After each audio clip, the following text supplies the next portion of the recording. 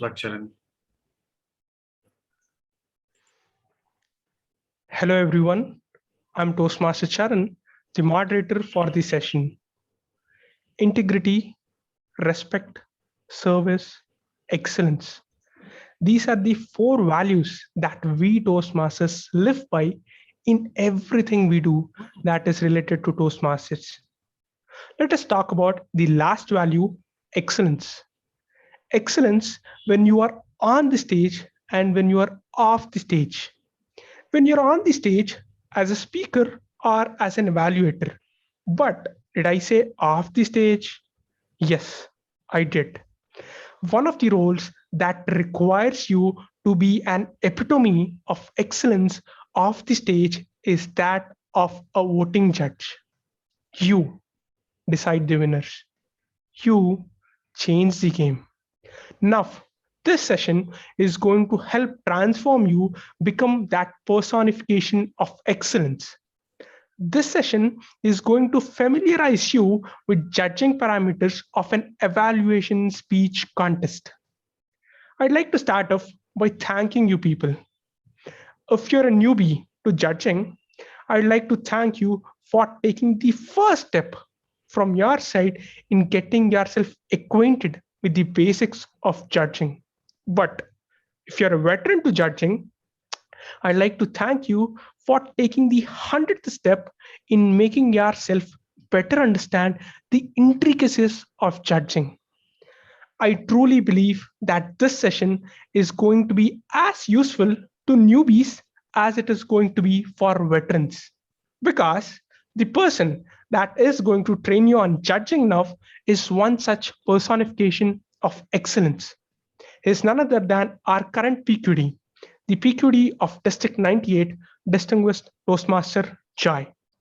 Over to you, Distinguished Toastmaster Joy. I look forward to hearing some great insights from you on evaluation speech contest. Thanks a lot, Charan. That was very insightful opening. Thank you for setting the context in the beginning so that I don't have to spend time on setting the context. So that was wonderfully done. So all my fellow Toastmasters, if you are listening to this video later after we have recorded it, it means you're serious to be a judge or you're looking forward to understand how judging is to be done, which means that sooner or later you're going to be a judge. So even before you decide that you should be a judge, you need to know that there are four important stakeholders against for whom you have an obligation. And this is not a simple role. It is one of the most critical roles in your journey as a Toastmaster. And I feel that if in your journey as a Toastmaster, you haven't done this role as a judge, it means your journey is incomplete. So I'd encourage all of you to kindly go ahead. No matter how young or old you are in Toastmaster, if you have Toastmasters, if you're not experienced judging, you definitely should, because it's an all new different ball game. It's not like your regular club evaluation. So what is your obligation number one as a judge? So like Charan rightly mentioned when he started, that it is a very critical juncture for a member who is contesting. So the most important stakeholder when you become a judge is the contestant. Now, you cannot do any guesswork when there is a contestant who has worked 6 hard months with his mentor to come on the stage and deliver a speech, and you're just guessing. You don't even know how to use the ballot well. And this contestant loses. Imagine how bad it is for someone who has really worked hard. You cannot be unfair to any contestant once you have become a judge. It is like the chief justice or the judge in a high court. Imagine a wrong verdict given and an innocent person goes to the prison, or a wrong verdict given and a criminal is freely roaming on the road. It's as serious as that. The second stakeholder that you have other than the contestant is the Toastmasters International. When you do a judging incorrectly, the question rises on the brand of Toastmasters International. Anyone who's watching would think that what is Toastmasters International? They claim themselves to be the largest public speaking organization across the globe. And here are a set of judges who don't even know how to judge properly. So you do not want Toastmasters International's brand to be questioned because of your judging. The third stakeholder is an audience. Imagine if, as an audience, the members do better judging than you, then your judging is definitely questionable. For example, Charan comes and delivers an amazing speech, and his speech is so good that he's a clear crowd winner. Everybody is thinking that he is going to win because he fits into all the parameters, and you are clueless. And then suddenly you make me win the contest just because I'm funny, I'm bald, I have a beard, and I look like your grandpa. So you think this is the best guy, he needs to win the contest. Imagine when the audience have this feeling that judges are horrible. You have an obligation towards them to give them a quality experience as an audience, that yes, if Charan wins or if Joy wins, they should win because of this reason. So you should give them that experience. And many of them would be joining Toastmasters later. And the biggest obligation you have is towards yourself. I keep telling this to people: you do not become a Toastmaster by joining it. You do not become a Toastmaster when you become a distinguished Toastmaster.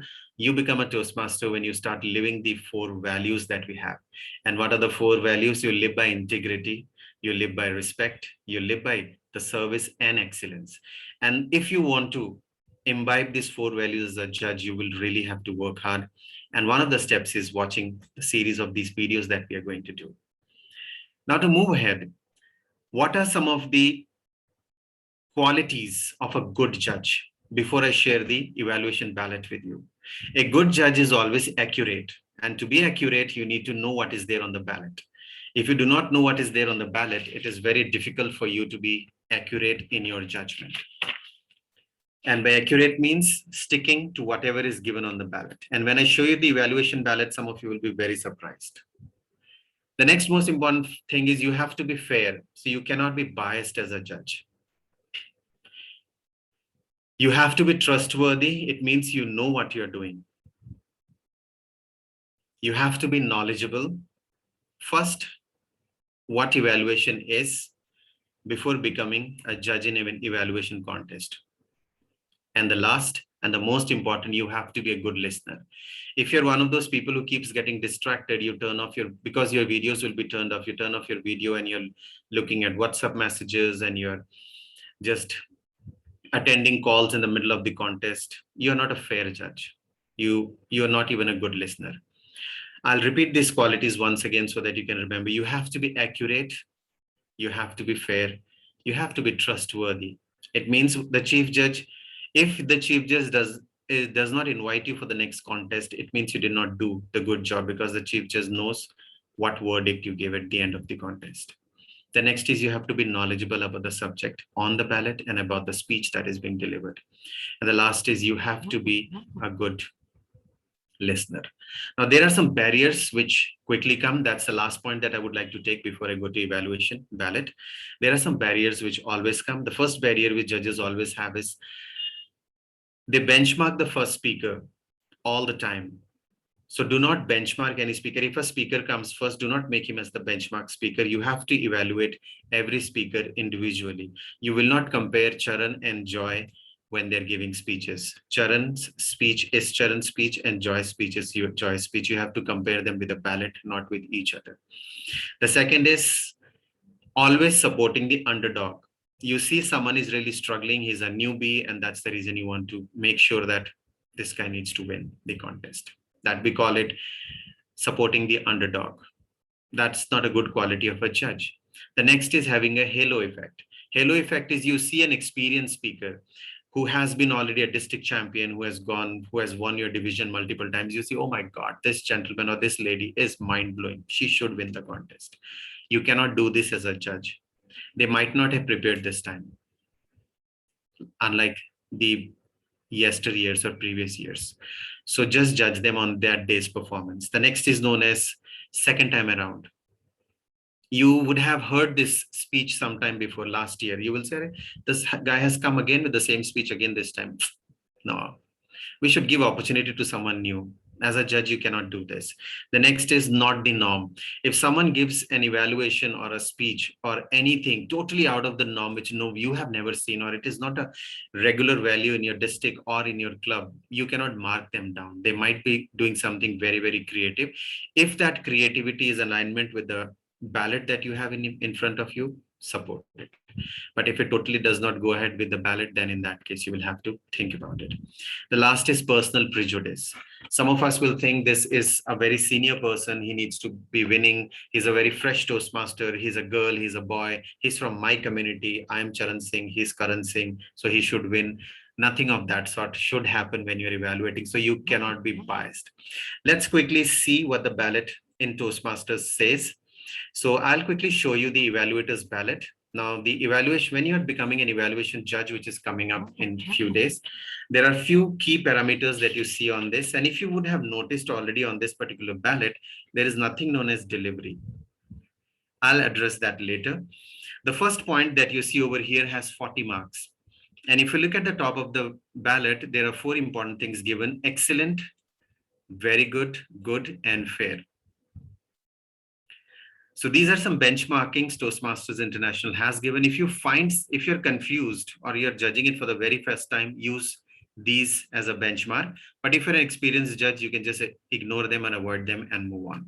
But for those of you who are going to take up judging for the very first time, if you find someone has just done a fair job, they should get scored in between 0 to 16 on analytical quality. If you think they did a good job, you can give them anything from 17 to 27. If you think they were very good, 28 to 39. And if you think they were at God level, give them 40 out of 40. So it's up to you. Now it's the same with all the other 3 parameters that we have. Let's quickly understand what analytical quality is. 2 keywords are given over here, that is clear and focused. Now for you, when you're looking at this ballot for the very first time, I would request you to go to page number 2. And here is page number 2. If we look at what is written over here, it clearly says, it refers to the effectiveness of the evaluation. Every evaluator should carefully analyze the strengths and weaknesses of the presentation. So your job is to analyze the positives and the negatives in that particular speaker. Now, when you are doing this, you have to present them in a very clear and logical way to the audience member, to the judges, and everybody else. Now, if you're not able to do this clearly and logically at that point of time, or someone is not able to do this, that is the point where you will mark them down. So first quality is only based on the observations of the evaluator. So evaluator came and shared some positives and negatives about a speaker. Based on how clear, how many positives and negatives they were able to observe, and how clearly were they organized, you will give them marks for analytical quality. The second is recommendation. After observing the strengths and weaknesses, as a evaluator, how did he recommend points to the speaker? Now, were there those points practical, which I can actually use in my real life, were they helpful, and were they positively said? If these 3 points are met, you will score them up or you will score them down. If the recommendations that are being given are not at all practical, they're out, not even there in the guiding book or anywhere, or sometimes some of those are too impractical to be used and they're not even going to help this particular speaker.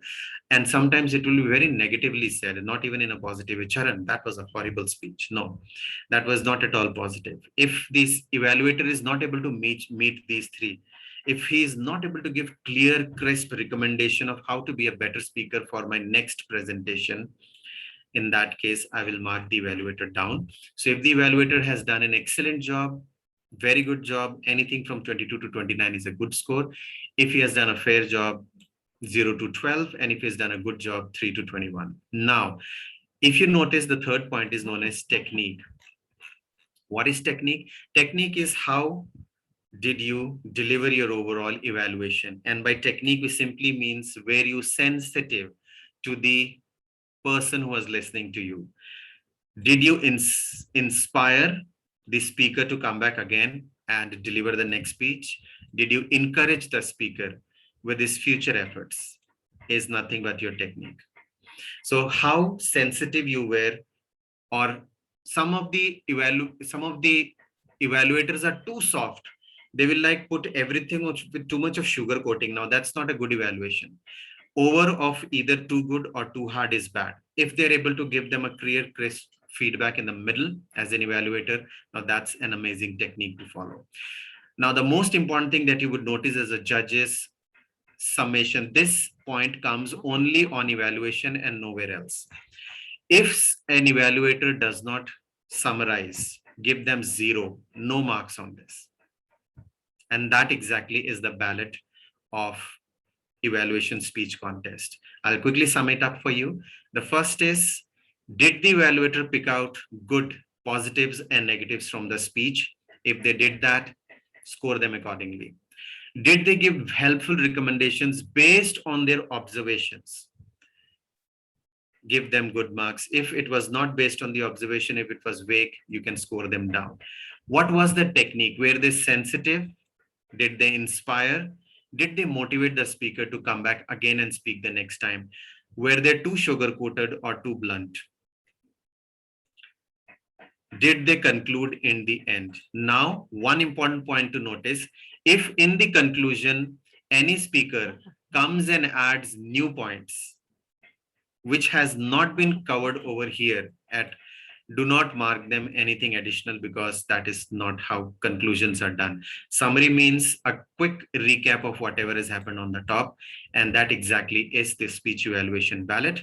I wish you all best of luck for taking up the judging role in the near future, and we need a lot of judges this year. So I would like to wish all of you best of luck, and I would hand it over back to Toastmaster Charan.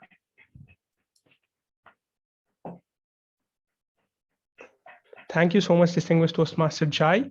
I truly concur with a lot of points that you've put across, starting off with, you become a Toastmaster only when you live by the values that we are supposed to live by.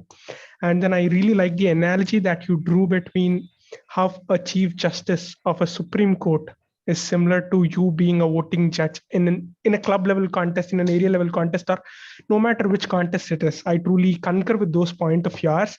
But I do have a few questions to ask you. And these are the questions that you people watching the videos might want to ask Jai. So here's the first question for you. How or why is judging going to help me become a better individual? Okay, lovely. There are two key things which happens when you become a judge. First is you become a better speaker. A lot of people noticed that I reached eloquence in the year 2017. It was my first attempt at international speech contest. And very few of you know that a very good friend of mine, DTM Anand, took me to more than 20 contests as a judge that year before my international speech contest. Before I actually gave my speech, I had judged so many international speech contestants in 20 different contests, close to around 100 different contestants I would have easily heard. And after listening to all of them, I was awestruck. I discovered a lot about judging, and I discovered a lot about giving an international speech contest. And in my very first attempt, that helped me to reach eloquence. So the first thing is you become an amazing speaker if you become a good evaluator, a good judge, because you're judging people. You get to learn so much from a contest as a judge. The second thing is you learn to be fair, because a lot of times your own friends are over there, your mentees are there, though you should not be judging them, but a lot of times they're in the contest and you are one of the role players like a judge. You cannot be fair. You cannot be unfair. You have to imbibe the values of integrity, service, respect, and excellence. And to imbibe these values in you, judging is one of the best platforms to do that. Over to you, Charan. Thank you so much, DTM Jai. I have two more questions. So let us say one of the contestants, as you were previously saying, is, let's say, one of my best friends, and he does not do a good job. How can I be fair? How can I make sure that I live by these values? Okay, first of all, you have to remember that you're a judge on that particular day. You are just judging his speech, nothing more than that. On that day, for those 2 hours or 1 hour, you are just a judge, and you are nobody's friend, nobody's uncle, auntie, nobody's papa, nobody's mentor, nothing. You are just a judge and you have to do the role. It's like when you go on the stage and you're delivering a speech, you're just a speaker at that point of time. You just drop everything else off. Similarly, when you become a judge, you drop everything off at that point of time.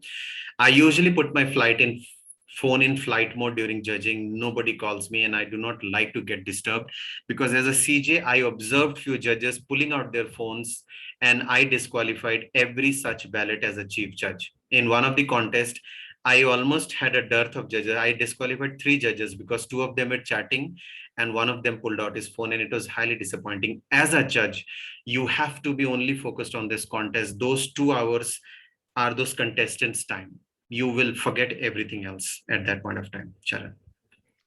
So remember this thing, whenever next time, whenever if Joy calls you for and asks you to be the judge, make sure that you have your phone on silent mode, or your views or your judging points will not be taken into consideration. I have two more questions, Joy. So the first one, you were talking about how one needs to first of all be good at evaluating speeches to be a good judge. So do I have to be one of the best evaluators to be a good judge, or how is it? No, I would ideally recommend any one of you who's picking up judging, even at a club level, if you would have done close to 6 to 10 evaluations or in your club, you will have a fair idea of how to do judging. Otherwise, you're just too novice. If you're going to, this is just my recommendation. It is not TI guideline. So do not note it down and say PQD said this. Please do not do this. It will be unfair. If you want to go to an area level, I would recommend you need to have more than 10, 12 or 15 evaluations under your belt. And as you keep going out, you need to have that experience with you, but it is not mandatory. Some of you already in your profession would have had this experience. For you, there is a leeway for the path. But for the rest of you who do not know anything about judging or evaluation, I would recommend you in your club, take as many evaluations as possible and become a pro, at least at some level, before you become a judge in a serious contest. One last question, distinguished Toastmaster Joy. So you were talking about, if let's say the evaluator does not sum up his conclusion, you were saying that we'd have to mark him 0 there. Yes. Let's say he does a great analysis of the speech, but he does not recommend, he does not give the recommendations in proper way. So by that thought process, can I say that that factor must not influence the other factor? No, it should not influence the other factors at all. Each factor on the ballot has its own importance, has its own value. And as a judge, you have to have that logic of making each box is a different box. Okay. So summary is summary, recommendation is recommendation. Some of them would have observed great points, given a great summary, be very sensitive, but just the recommendations were not great, as Charan said. So only mark him down on recommendation, but all the other 3 parameters, give him full marks. Thank you so much. And also, Charan, some evaluators are good in everything, but not sensitive. They're blunt and rude.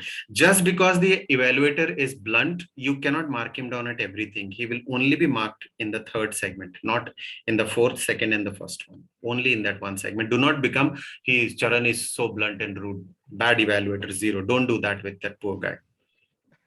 Thank you so much, distinguished Toastmaster Joy. I seriously think that a lot of people would concur with what you just said, that I'm a rude evaluator, but I'll definitely work on that. I was joking. But thank you so much, distinguished Toastmaster Joy. I really did find this session insightful, and I hope that the people that are currently watching this video are also going to find it the same way. Thank you again for the invaluable insights that you offered us.